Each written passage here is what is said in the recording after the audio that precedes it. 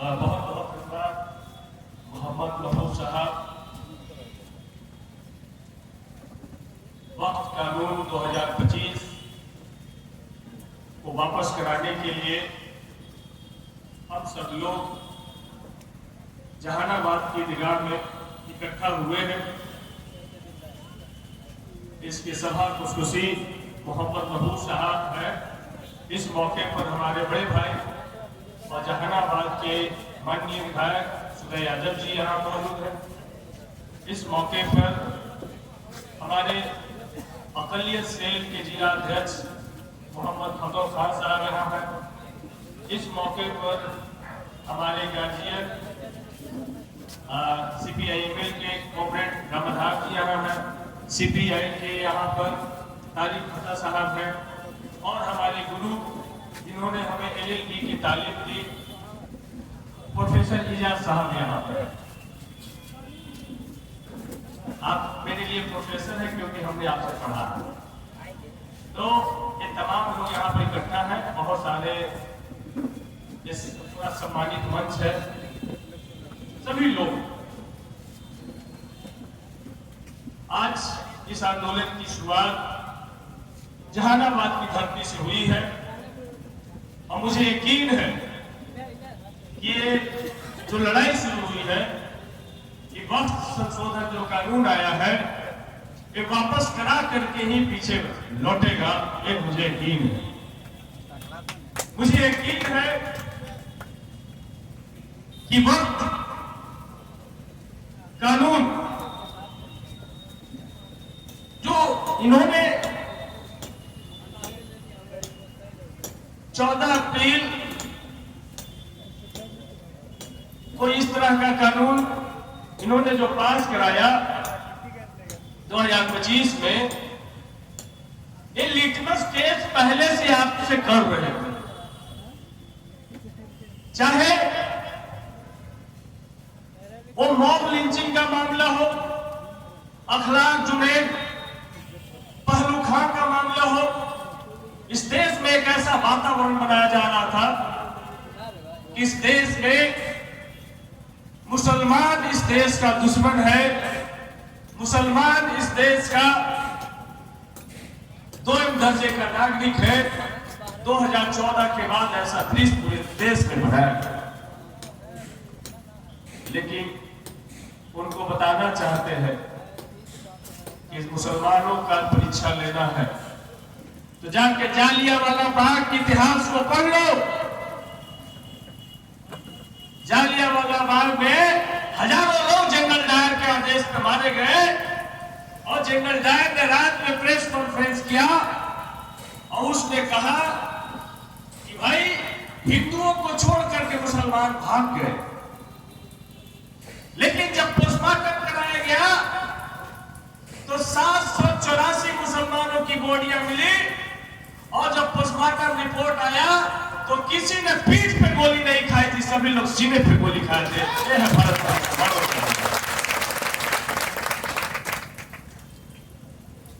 ये 1954 में वक्त कानून बना जब इस देश से बड़े पैमाने पे इस देश का बंटवारा हुआ और लोग अपनी जमीन जायदाद छोड़ के जा रहे थे, तो लोगों ने बड़ी संख्या में वक्त के नाम अपना, अल्लाह के नाम पे अपना जमीन को दान किया कि भाई हम अल्लाह के नाम पे अपनी जमीन को दान करते हैं। इसका इस्तेमाल इस्लाम धर्म के मानने वाले, वो बेसहारा, वो बेवा, वो गरीब, वो यतीम, उन तमाम लोगों के विकास और डेवलपमेंट, उनके जीविकोपार्जन के लिए किया जाए। इस देश में एक ऐसी सरकार बनी जो सबसे पहले किसानों का जमीन हड़पने के लिए 3 कृषि कानून लाया। लेकिन इस देश के किसानों ने लाल झंडा थामा, हरा झंडा थामा और दिल्ली के सारे बॉर्डर को घेर करके 700 से ज्यादा किसानों ने शहादत दिया और इनको मजबूर होकर के घुटना टेकना पड़ा और 3 कृषि कानून को वापस लेना। जब इन्होंने देखा इस देश में सबसे ज्यादा जमीन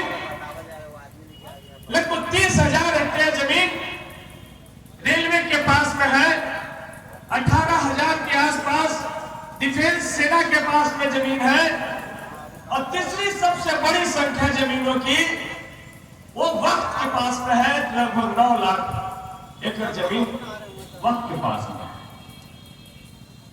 तो ये जो देश की हुकूमत है उनको ये लगा कि ये 9 लाख जो जमीन है एकड़, इसको हम कैसे हड़प ले।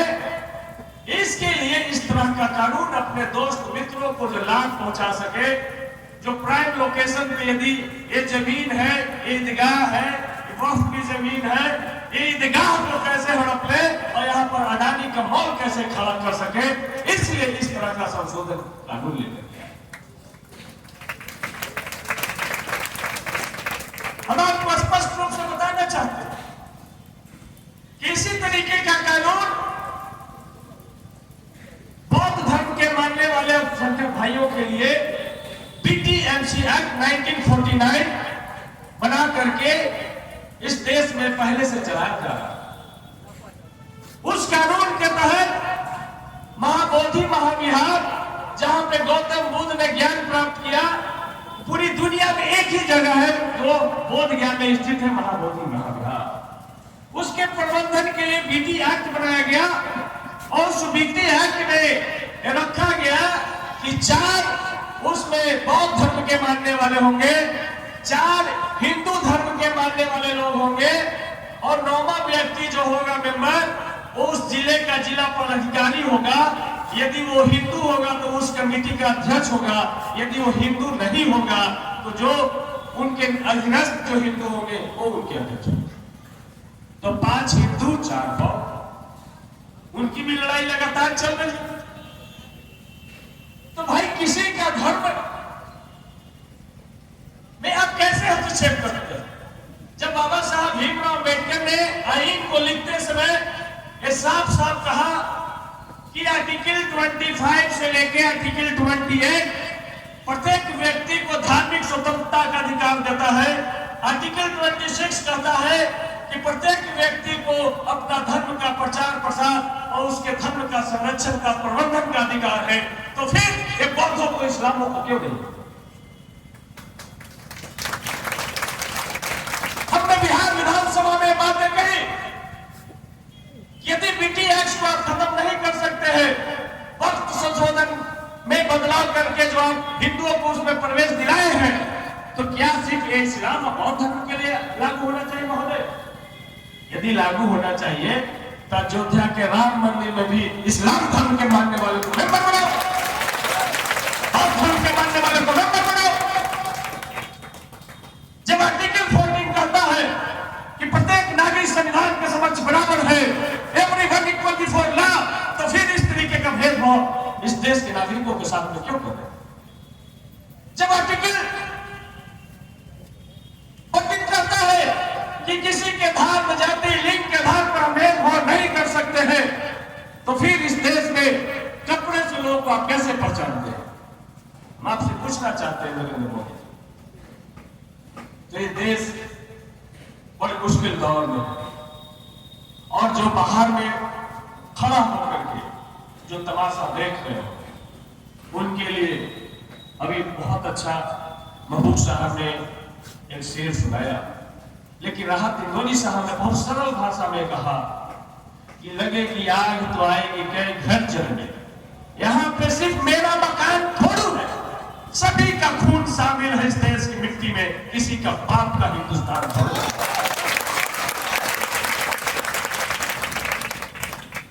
आज हम कहना चाहते हैं कि आपके सुप्रीम कोर्ट में 8 पिटीशन है, उसमें एक पिटीशन राष्ट्रीय जनता दल के हमारे सांसद मनोज झा के द्वारा भी पिटीशन डाला गया, और सुप्रीम कोर्ट पर हम सब लोग को भरोसा है कि ये सुप्रीम कोर्ट बाबरी मस्जिद के जैसा इस बार पंचायती नहीं करेगा, इस बार आईन के आधार पर फैसला करेगा। हम सुप्रीम कोर्ट से उम्मीद करेंगे। चीफ जस्टिस ऑफ इंडिया जो पीके गवई साहब जो बने हैं, वो शपथ लेने से पहले उन्होंने जय भीम का उद्घोष किया। शपथ लेने के साथ ही कहा कि पहले हम बौद्ध हैं, उसके बाद हम चीफ जस्टिस ऑफ इंडिया है। और हम आपको एक बताना चाहते हैं कि जब उनके पिताजी गवई साहब जो कांग्रेस के बड़े लीडर हुआ करते थे, जब बाबा साहब भीमराव अम्बेडकर 14 अक्टूबर 1956 को जब हिंदू धर्म से प्रताड़ित होकर के जब वो बौद्ध धर्म को अंगीकार कर रहे थे, तो उनके परिवार के लोग गवई साहब भी वो 7 लाख लोगों में शामिल थे जिन्होंने बौद्ध धर्म को अंगीकार किया था। वहीं से गवई साहब निकल के आए।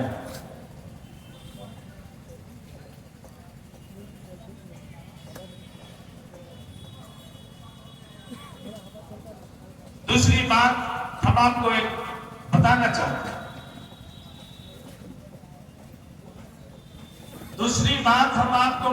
चाहते हैं, स्पष्ट रूप से कि यदि इसकी लड़ाई आप मुकम्मल एकजुट होकर के नहीं लड़े तो इनका मंशा बहुत खतरनाक है। सीएनआरसी एनपीआर की लड़ाई आपने देखा, जब वो कागज के आधार पर लोगों को डिटेंशन सेंटर में भेज रहे थे तो 19 लाख लोगों में 14 लाख से ज्यादा हिंदू भाई जब डिटेंशन सेंटर में चले गए, तब जाके इन्होंने इसको ठंडे बस्तों में डाला। हम अपने लोगों को भी उस समय भी कहते थे, जब सीएनआरसी एनपीआर के हम पर 3 दिन एफआईआर किया गया, हमारी 6 साल की बेटी को गिरफ्तार किया गया, लेकिन हमने कहा कि ये कानून मुसलमानों के लिए नहीं है, एक कानून दलित और पिछड़ों को इस देश से निकालने का। आज कोई भी मुसलमान जहां पे रहता है उसका कागज है उसके पास, लेकिन किसी भी चपटोली में, फुलटोली में, दूसरे टोली में, पिंड टोली में, चौधरी टोली में आप चले जाइए, बहुत सारे जादव टोली में आप चले जाइए, तो बसे हैं अहरा किनारे, पैन किनारे, पोखर किनारे, रेलवे लाइन किनारे, गुमती किनारे, उनका कई पीढ़ी वहां गुजर गया, लेकिन उसका कागज उनके पास नहीं। इस देश में तो मुसलमान 600 साल शासन किया, उनके पास कागज है। दलित पिछड़ा कभी शासन किया भैया तो उसके पास कागज नहीं है। 90% लोग इस देश से निकाले जाएंगे। ये है नरेंद्र मोदी जी का साजिश। ये आरएसएस नागपुर के मुख्यालय में बनता है कल। तो यदि आज आप नहीं चले तो वक्त बाई यूजर में जो संशोधन किया गया है, स्पष्ट रूप से हम आपको बताना चाहते हैं कि वो कहेंगे कि भाई नमाज के बाद इस मस्जिद में शिव चर्चा होगा, कोई दिक्कत आपको?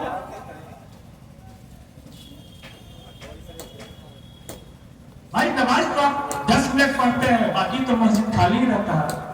उसके बाद उसी माइक पे शिव चर्चा होगा, कमेटी फैसला करेगी, तो क्या करेंगे?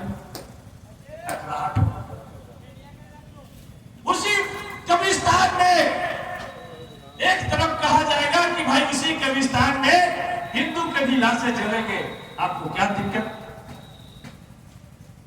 तो हर एक घर में हर एक व्यक्ति को कैसे व्यक्ति से बांट दिया जाए, यही आरएसएस की इस देश में मंशा। इसलिए आज आप नहीं चले, आज आप एकजुट नहीं हुए तो बड़ा मुश्किल दौर आने वाला है। तलाक लेके आए, सीएनआरसी लेके आए, मोहम्मद जी का करवाया, और जो आखिरी सबसे बड़ा हथियार था वो हथियार आरएसएस बीजेपी ने चलने का कहा, क्योंकि 2025 है। 1925 में आरएसएस राष्ट्रीय स्वयंसेवक संघ, जिसको हम कहते हैं कि राष्ट्रीय सर्वनाश संघ का गठन हुआ था। 2025 उनका लक्ष्य है कि इस देश को हिंदू राष्ट्र घोषित करना। आरएसएस का जो गुप्त एजेंडा है उसको जाकर पढ़, जो चाहते हैं कि नफरत इतना बढ़ा दिया जाए, लोगों को इतना बांट दिया जाए